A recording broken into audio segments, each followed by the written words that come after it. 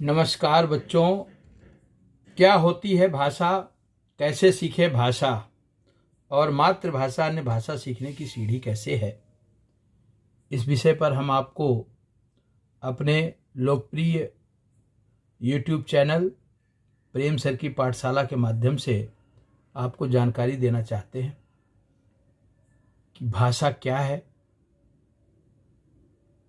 भाषा अपने विचारों को हम जब प्रकट करते हैं दूसरों पर, तो जो प्रकटीकरण होता है वही भाषा है। विश्व का अधिकांश व्यवहार बोलचाल या लिखा पढ़ी से चलता है, इसीलिए भाषा जगत के व्यवहार की मूल होती है। हम अपने भावों को भाषा के माध्यम से प्रकट करते हैं। भाषा के वैसे तो मुख्य रूप से दो प्रकार होते हैं, दो रूप होते हैं, लेकिन एक रूप और होता है। मुख्य रूप क्या है? जो मूल रूप है वो मौखिक है और लिखित रूप स्थायी होता है, और एक होता है सांकेतिक।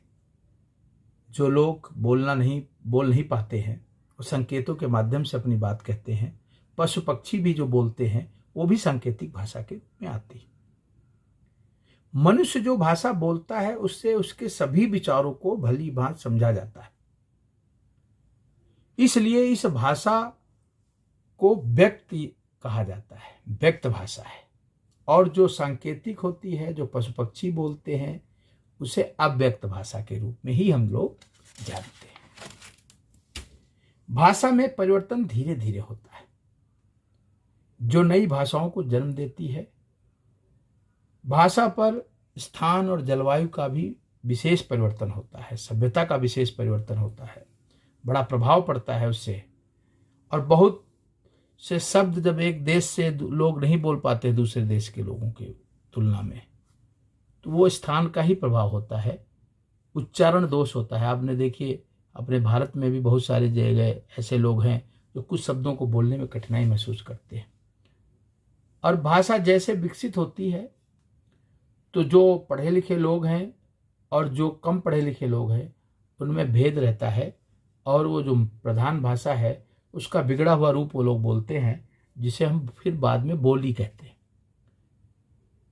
क्योंकि बोली का अपना कोई साहित्य नहीं होता है, वो केवल बोलचाल में प्रयोग की जाने वाली भाषा होती है, इसलिए भाषा का छोटा रूप होता है बोली।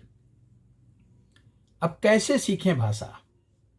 भाषा समझ में आ गई, भाषा क्या है, कैसे सीखें भाषा? भाषा को सीखने का सबसे आसान तरीका दो ही है। हम भाषा को ज़्यादा से ज़्यादा सुनकर सीख सकते हैं। अब सुनने में जो कुछ बोला जा रहा है या जो कुछ पढ़ करके आप सुनना चाहते हैं, उसको सुन करके अर्थ ग्रहण करें। किसी की वार्तालाप को सुने, किसी के वाद विवाद को सुने, किसी के भाषण को सुने, किसी के कविता पाठ को सुने, आदि आदि अगर आप सुनते हैं। क्योंकि इस देश में पौराणिक काल में जब लिखने की सुविधा नहीं थी, तो जो सारा ज्ञान है वेदों का और पुराणों का, वो सब इसी मेथड से, इसी तरीके से सुन करके याद कर करके उसको रखा गया और आने वाली पीढ़ियों को हस्तांतरित किया जाता रहा। और इस तरह से ये भाषा में हमारा जो साहित्य था वो बचा रह गया। और दूसरा तरीका है बोलना। भाषण, सस्वर, कविता पाठ, वार्तालाप और उसकी औपचारिकता के आधार पर हम कोई कार्यक्रम प्रस्तुत करते हैं। उसमें हमें क्या बोलना है, कैसे बोलना है, कितना बोलना है, कब बोलना है, इन सब बातों का व्यवहार हमारे अंदर आ जाए तो हमें भाषा सीखने में आसानी हो जाती है। आप देखिए बहुत अच्छे अच्छे लोग विद्वान होते हैं, लेकिन जब उनको बोलने के लिए कहा जाता है मंच पर कि आप आइए भाई साहब, दो शब्द अपने विचार रखिए, तो उनके अंदर कहीं ना कहीं झिझक रहती है, क्योंकि उन्होंने भाषा के उस रूप को जाना ही नहीं है जो बोलने से सीखा जाता है। आप जितना अच्छा बोलोगे उतना ही अच्छी भाषा आपकी होती जाएगी। और बड़े बड़े संत महात्माओं को देखिए कितना सुंदर बोलते हैं।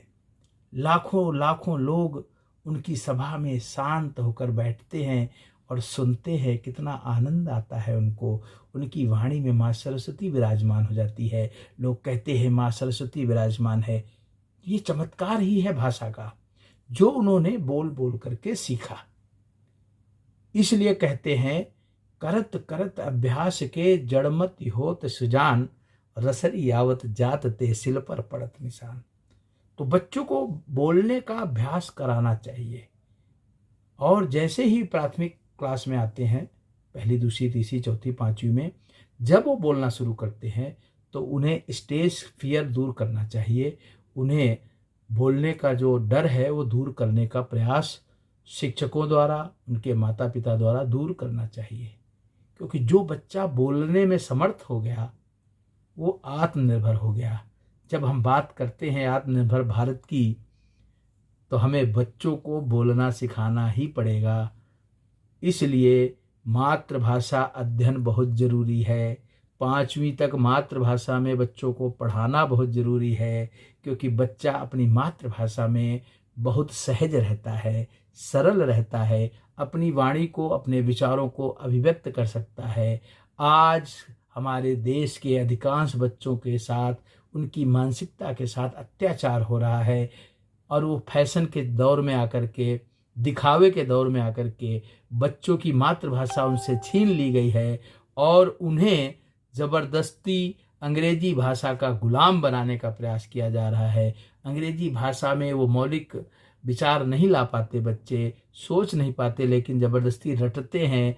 रट रट करके उस भाषा में अपनी जो नैसर्गिक क्षमता है उसको खोते हैं। इस पर अध्ययन होना चाहिए, इस पर विचार होना चाहिए, इस पर आयोग बनना चाहिए कि मातृभाषा शिक्षण क्यों ज़रूरी है।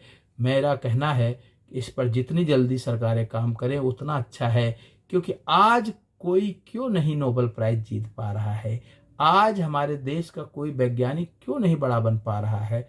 कहीं ना कहीं कोई ना कोई बड़ी कमी है हमारे शिक्षण में, खास करके प्राथमिक शिक्षण में। तो मैं इसीलिए कह रहा हूँ कि मातृभाषा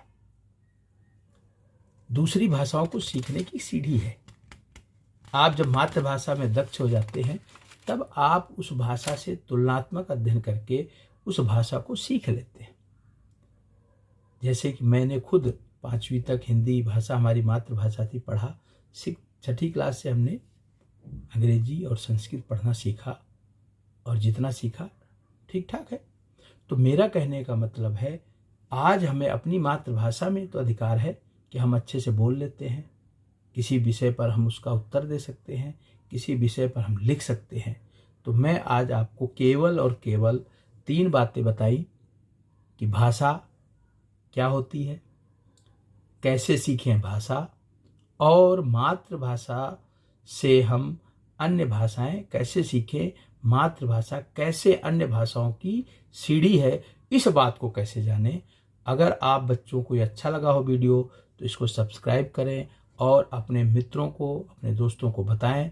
आपको हिंदी भाषा से जुड़ी हुई सारी कठिनाइयों को दूर करने का हम प्रयास करेंगे, सारी जानकारियां आप तक बताएंगे और रोचकता के साथ बताएंगे, क्योंकि हिंदी भाषा में जितनी रोचकता है, जितनी सौंदर्य है, जितना रस है, वो शायद ही दुनिया की किसी भाषा में हो। तभी तो हमारे फिल्मी गाने कितने फेमस हैं, सभी लोग सुनते हैं, पूरे देश में नहीं दुनिया में सुने जाते हैं। हमारे देश के गीत, हमारे देश की कविताएं, हमारे देश का साहित्य, हमें उसमें रस लेना है। और जब रस लेंगे, आनंद आएगा, तो भाषा सीखने में भी आनंद आएगा, और आपको खेल खेल में भाषा सीख भी जाएंगे।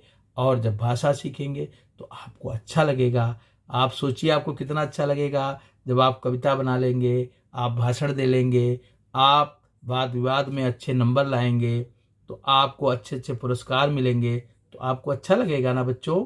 तो इसलिए मैं हिंदी भाषा को कितना आसानी से सीखना है, कैसे हम इसको और आसानी से सीख सकें, इस पर हमारा अगला वीडियो आएगा। और किस तरह से हम खेल खेल में हिंदी भाषा को सीखकर, उसकी गहराई को समझकर, उसके ग्रंथों को पढ़कर उसमें विद्वान बने, पारंगत बने, जिससे आने वाले समय में हमारा जो मूल्यांकन हो, हमारी पहचान हो, एक अच्छे हिंदी टीचर के रूप में, अच्छे हिंदी वक्ता के रूप में, अच्छे हिंदी जानकार के रूप में हो। जय हिंद, जय भारत। मैं प्रेम कुमार शुक्ल, हिंदी का प्रवक्ता, दिल्ली सरकार के विद्यालय में हूँ और बच्चों को हिंदी रोचकता के साथ सिखाता हूँ और आगे भी आप लोगों को सिखाऊंगा, क्योंकि हिंदी हमारी आन है, हिंदी हमारी शान है, हिंदी हमारी पहचान है और हिंदी हमारी शान है।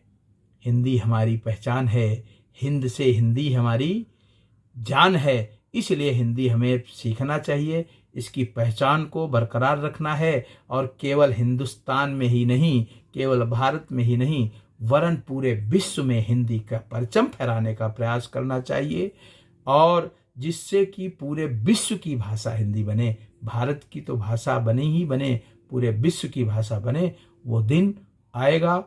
इसलिए हम आपके से विदा लेते हैं। जय हिंद, जय भारत।